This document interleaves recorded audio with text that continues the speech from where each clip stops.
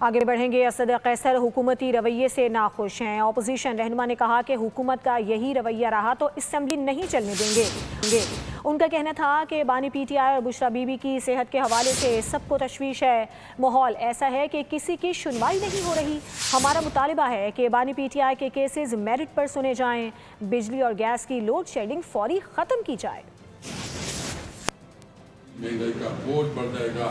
17,000 ارب روپے یہ مزید ٹیکس لگا رہے ہیں اور اس کے لازم بات ہے کہ یہ سارے غریب عوام پہ ہوگا۔ بیماری مطلب اس کا ایک جیل رولز کے مطابق اس کا حق بنتا ہے کہ اس کو اسپتال منتقل کیا جائے۔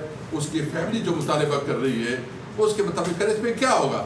ہم تو کہتے ہیں ان کو انصاف ملنا چاہیے اور ان کی جتنی بھی کیسز ہیں وہ سارے کیسز اگر میرٹ پہ سنے جائے، انصاف ہو تو ایک دن بھی عمران خان جیل۔ سبسکرائب کریں اور بیل دبائیں تاکہ کوئی خبر رہ نہ جائے۔